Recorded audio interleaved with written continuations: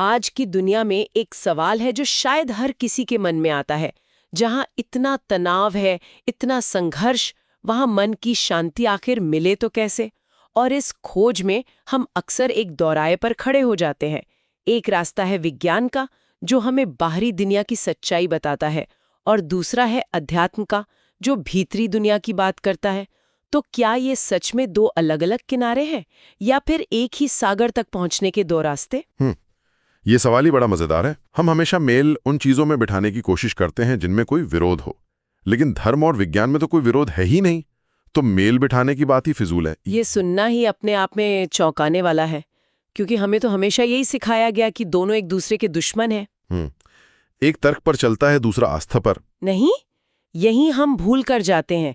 विरोध विज्ञान और धर्म में नहीं, विज्ञान और अंधविश्वास में है।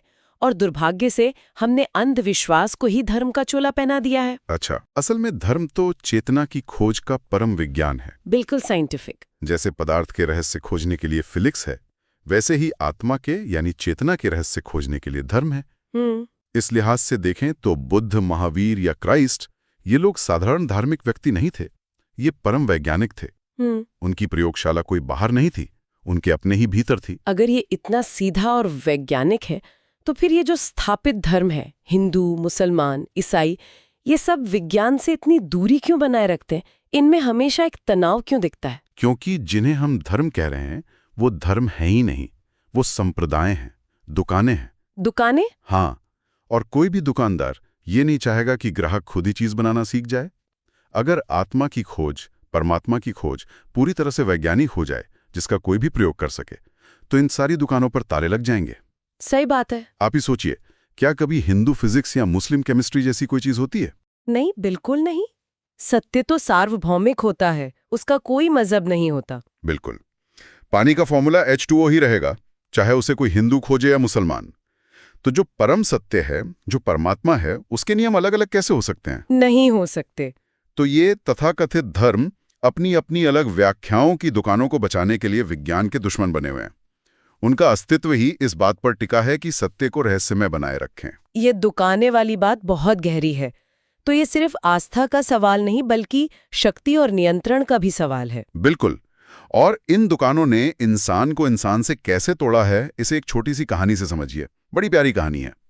एक काला आदमी था और वो एक ऐसे चर्च में जाना चाहता था जो सिर्फ गोरे लोगों का था। एक शाम वो हिम्मत करके चर्च के दरवाजे पर पहुंचा, दस्तक दी। पादरी ने दरवाजा खोला, देखा कि एक काला आदमी खड़ा है। ओह, माहौल तनावपूर्ण हो गया होगा। हाँ। पर जमाना थोड़ा बदल गया था। तो पादरी ने सीधे मना करने की बजाय बड़ी चालाकी से काम लिया। उसने कहा, मित्र, तुम्हारा स्वागत है, लेकिन पहले हृदय को पवित्र करके आओ, उसे शांत करके आओ, फिर आना। मतलब सीधे सीधे मना नहीं किया, पर दरवाजा बंद कर दिया। यही तो पुरोहित का काम है। खैर, वो भोला आदमी था, लौट गया और साधना में लग गया। प्रार्थना, ध्यान। महीने बीते, साल बीतने को आ गया। एक रात उस आदमी के सपने में परमात्मा आए, बड़े प्रसन्न थे। उन्होंने पूछा, तुम इतनी गहरी साधना क्यों कर रहे हो? क्या चाहिए तुम्हें? उस आदमी ने कहा, प्रभु, और कुछ नहीं चाहिए, बस इतनी कृपा कर दो कि मैं उस चर्च में प्रवेश कर सकूं। उसकी मासूमियत देखकर तो। ये सुनकर परमात्मा जोर जोर से हंसने लगे। उन्होंने कहा, अरे भले आदमी, तुम पागल हो, उस चर्च में तुम कभी नहीं घुस पाओगे। क्यों? आदमी ने पूछा, क्यों प्रभु? परमात्मा ने कहा, अरे मैं खुद 10 साल से उस चर्च में घुसने की कोशिश कर रहा हूं, लेकिन वो पादरी मुझे ही अंदर नहीं आने देता। क्या? जब मैं ही अंदर नहीं जा सकता तो तुम कैसे जाओगे? हैरानी और गहरे सदमे में धीमी आवाज में, भगवान को ही मंदिर में घुसने नहीं दिया? ये तो कल्पना से भी परे है। ये सिर्फ कहानी नहीं है, ये हकीकत है। पुरोहित परमात्मा का दोस्त नहीं, उसका सबसे बड़ा शोषक है। वो परमात्मा के नाम पर अपनी दुकान चला रहा है। इसीलिए झगड़ा कभी दो धर्मों में नहीं होता, हमेशा दो पुरोहितों की दुकानों में होता है। बिल्कुल। हिंदू और मुसलमान में झगड़ा नहीं है, उनके मौलवियों और पंडितों का अपनी अपनी दुकानदारी को लेकर झगड़ा है। ये कहानी तो संस्थागत धर्म के पाखंड पर एक सीधी चोट है कि परमात्मा को ही बाहर रखकर परमात्मा के मंदिर चल रहे हैं। यही विडंबना है। ये बात आज के दौर में और भी खतरनाक हो जाती है। आज का युग अणु युग है, एटॉमिक एज। विज्ञान ने हमारे हाथ में असीम शक्ति दे दी है। ऐसे में आत्मा की साधना जैसी बातें थोड़ी अप्रासंगिक नहीं लगती? नहीं, बल्कि आज आत्मा की साधना पहले से कहीं ज्यादा जरूरी हो गई है। इसे विज्ञान की ही भाषा में समझिए।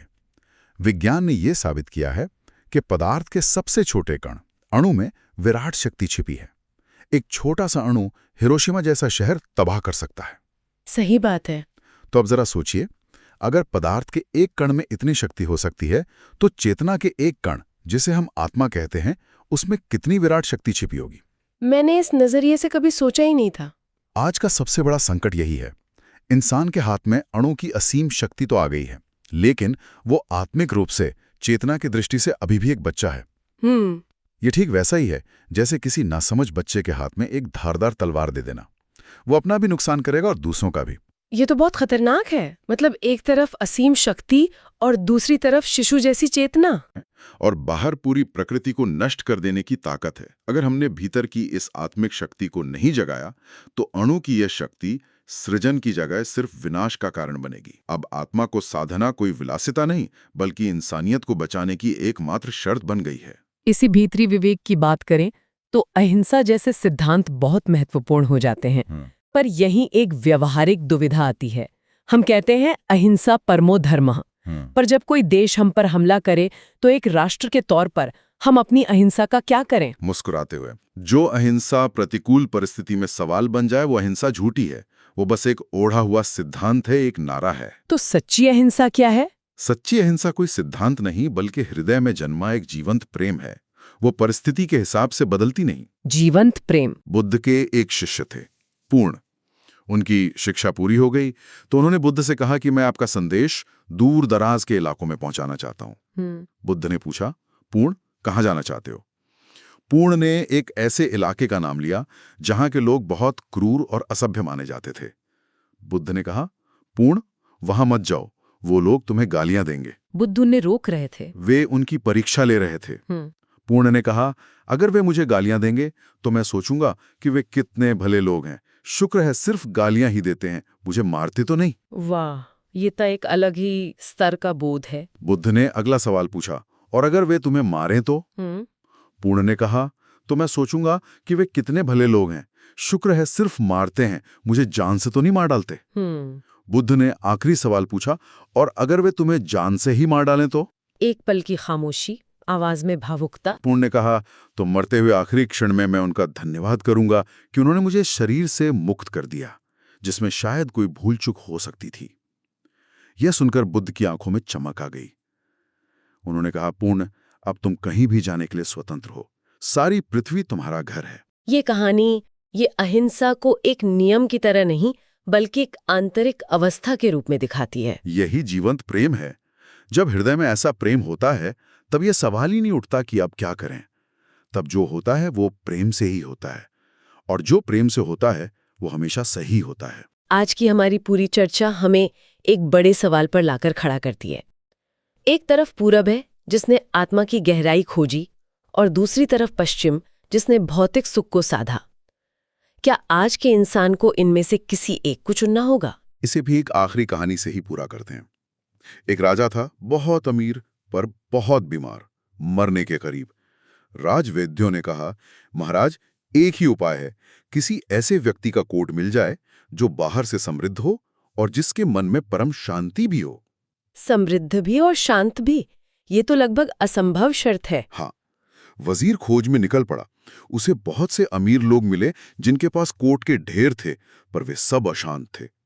फिर उसे बहुत से शांत लोग मिले, साधु संत, पर वे सब दरिद्र थे। वजीर निराश होकर लौट रहा था। देर रात हो गई थी। नदी किनारे से गुजर रहा था कि उसे बांसुरी की एक बहुत मधुर धुन सुनाई दी। उस धुन में इतनी शांति थी, इतना आनंद था कि वजीर को एक आखिरी उम्मीद जगी। वो आवाज की दिशा में गया।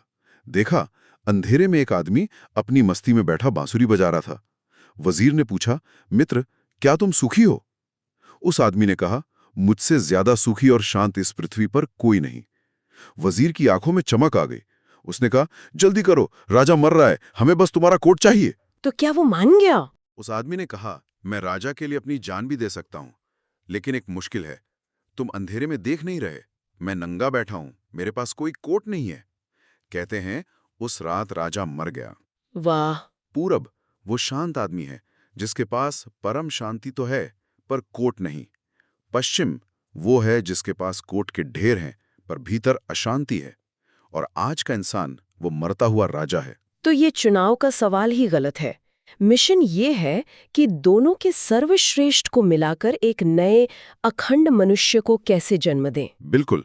अब हमें एक ऐसे इंसान को जन्म देना है जिसमें धर्म और विज्ञान का मेल हो, शरीर और आत्मा का संतुलन हो, भौतिक सुख और आत्मिक शांति एक साथ मौजूद हो। एक अखंड मनुष्यता, केवल वही इस मरते हुए इंसान को बचा सकती है। हम एक ऐसा व्यक्ति चाहिए जिसके पास कोट भी हो और शांति भी।